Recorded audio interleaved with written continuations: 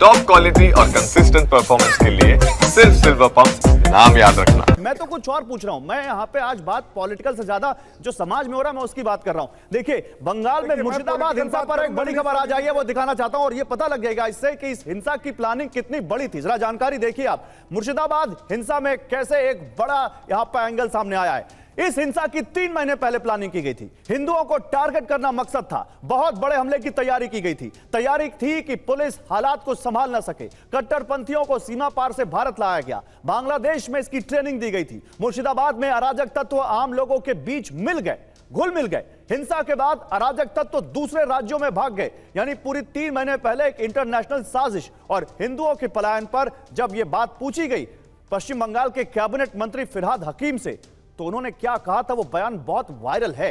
एक बार फिर से मैं आपको सुनाता हूं। ऐसा कोई बात नहीं है, यहां पर ऐसा कोई परिस्थिति नहीं है। बंगाल से बंगाल में ही जा रहे हैं, तो बंगाल सुरक्षित है बोल के देख जाएगा, सारी जगह जा रहे हैं। ऐसा कोई बात नहीं है, यहां पर ऐसा कोई परिस्थिति नहीं है। बंगाल से बंगाल में ही जा रहे हैं, तो बंगाल सुरक्षित है बोल के देख जाएगा, सारी जगह जा रहे हैं।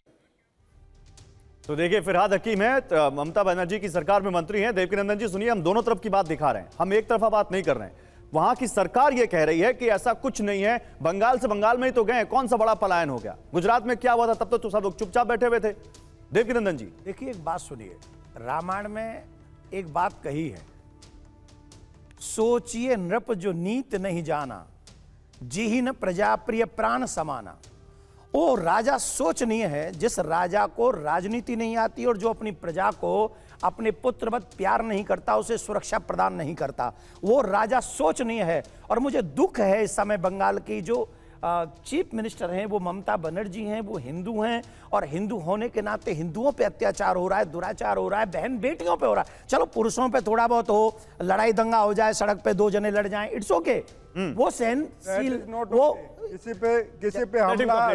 दीपक बीच में नहीं, Deepak be a good debater and be a good listener also please. किसी पे ओके नहीं होता। बाकी लोग भी हैं दीपक, बाकी लोग भी हैं। आप अपनी बात कंप्लीट कर दीजिए दीपक। मैं आज तक आपके लीडर पे भी कोई गलत टिप्पणी नहीं करता, तो ये संस्कार नहीं है कि जब मैं अपनी बात रख रहा हूं तो आप बीच में बोल रहे हैं। संस्कारों की बात, लेकिन जब आप बोलेंगे तो मैं नहीं बोलूंगा। आप मेरे संस्कारों को बाद में जज करिएगा, पहले देश की बात करते हुए आप ये नहीं कह सकते पुरुषों पे हमले हो जाए, महिलाओं पे नहीं होने चाहिए। हमले किसी पे नहीं होने चाहिए। भाई साहब कैसी बातें करते हैं। ठीक है, अब उनकी बात हमला कहीं नहीं होना। अरे अब उनकी बात हो जाए। दीपक ऐसा नहीं होता है। Deepak please, Deepak I request you please. जैसे बातें कर रहे हो पुरुषों में आपस में हो सकता है, लेकिन स्त्री हमारे लिए बहुत महत्वपूर्ण होती है, हमारे लिए भी। और महाभारत देवकीनंदन जी अपनी बात करते जब उत्तर प्रदेश में जब ये बोलेंगे ना, नॉट द वे, आप सब बैठे हुए, this is not the way. आपको बोलने का मौका मिलेगा प्लीज। उनकी बात एक एक करके बात करते हैं ना सबसे, और भी लोग तो बोलेंगे। रामायण का युद्ध भी एक स्त्री के सम्मान के लिए हुआ था, महाभारत का युद्ध भी एक स्त्री के सम्मान के लिए हुआ था, और हम लोगों के लिए देवियां बहुत महत्वपूर्ण हैं। और इसलिए किसी को भी अधिकार नहीं है कि वो उनके घरों में जा जाकर पत्थर फेंके और उनको ये कहे कि ये खूनी होली हम बाद में खेलेंगे। हाउ डियर टू से दिस। और वो भी चीफ मिनिस्टर चुप बैठी रहेगी। मैं निवेदन करूंगा उस चीफ मिनिस्टर को, जाए उन महिलाओं की उस कंडीशन में कम से कम 5 दिन बिताए, और उसके साथ आप नहीं बोलेंगे, उसके साथ बोलेंगे समाजवादी पार्टी, उसके साथ समाज नहीं, लोगों नहीं होना चाहिए, और जाके बिताए 5-10 दिन वहां, पता चल जाएगा उन्हें। ठीक है, एक दीपक नरेंद्र भाटी, एक प्रदीप भाटी हमारे साथ। महाभारत जो हुआ महिलाओं के सम्मान की खातिर हुआ। अरे ऐसे पुरुष समाज में बैठे हुए जो महिलाओं को जुआ में, दीपक सारा ज्ञान आप ही को है। दीपक सारा ज्ञान आप ही को है। उन पुरुषों के लिए भी कुछ बोलिए। इसीलिए मैंने कहा न पुरुषों पे हमले चलेंगे ना ऐसे पुरुष इस समाज में चलेंगे जो महिलाओं को दांव पे। प्रदीप कुमार जी, प्रदीप भाटी हमारे साथ है, समाजवादी पार्टी के प्रवक्ता है और समाजवादी। देवकीनंदन जी अभी रुक जाइए दीपक, आप ही को सारा ज्ञान है दीपक, दूसरे लोगों को भी ज्ञान है, उनको बोलने दीजिए, उनको तो काउंटर करने दीजिए। प्रदीप भाटी जी हमारे साथ हैं। प्रदीप भाटी जी भी समाजवादी पार्टी के प्रवक्ता हैं, इंडिया गठबंधन में साथी थे। ममता बनर्जी पर प्रदीप भाटी जी क्या आरोप लग रहा है कि वो वोट बैंक के चक्कर में एक पर्टिकुलर धर्म के वोट बैंक को बढ़ावा दे रही हैं और उनके गलत काम को भी वो वहां पर मतलब उस पर आंख फेर ले रही हैं, और यही हुआ मुर्शिदाबाद में, इसलिए हिंदुओं को पलायन करना पड़ा। क्या कहना है आपका? देखिए, सबसे पहले तो मैं ये कहूँगा कि अगर एक भी व्यक्ति के साथ अन्याय हो रहा है, अत्याचार हो रहा है, तो समाजवादी पार्टी उस व्यक्ति के साथ खड़ी है, चाहे वो किसी धर्म जाति से पंथ से वो रखता हो, ताल्लुक़ रखता हो। लेकिन साथ ही साथ हमें ये भी समझना पड़ेगा, क्योंकि अभी आपने बहुत सारे कारण गिनाए, बहुत सारी चीज़ें गिनाई कि किस तरह से ये संगठित होके और किस तरह से प्री प्लान था सारा चीज़। विदेश से लोग आए, बांग्लादेश से लोग आए, तो क्या इसका कहीं ना कहीं जिम्मेदारी नहीं, लेकिन प्रदीप जी सेंट्रल- विदेश वाली पूरी बात पे मैं अभी आऊंगा। मेरा एक सवाल पूरी बात हो जाएगी। मेरी सवाल आपने एक बात मिनट बोली, बोलने उसमें दें सवाल या सुन फिर लीजिए। हम प्रदीप जी, नहीं। मेरा सवाल ये है कि आपने कहा कि हम धर्म के चश्मे से नहीं देखते, धर्म के चश्मे से हम भी नहीं देखना चाहते, लेकिन संभल में जब होता है तो आपके नेता सामने आते हैं और कहते हैं कि देश के मुस्लिमों को दबाया जा रहा है, उनके साथ दोयम दर्जे के नागरिक की तरह चर्चा किया जा रहा है, तब आप मुस्लिम धर्म का नाम लेते हैं। आज जब देवकीनंदन ठाकुर या इनके जैसे लोग ये कह रहे हैं कि देश में हिंदुओं के साथ गलत हो रहा है, तब आप कहते हैं कि हम धर्म के चश्मे से नहीं देखते।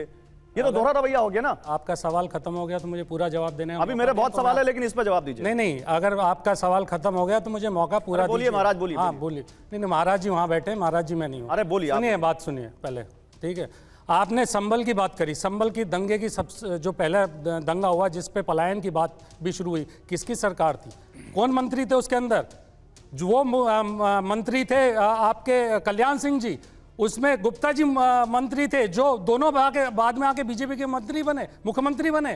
कोई याद नहीं आई। सेंटर में किसकी सरकार थी 1978 में? सुनिए, आप दंगों की बात कर रहे हैं, आप 78 के दंगों की बात शुरुआत हुई है वहीं अभी से। आप अब 2024 बताऊंगा तो आप तिलमिलाने अरे मैं लगेंगे। फैक्ट बात सुनिए ना, 1978 में किसकी सरकार थी सेंटर के अंदर?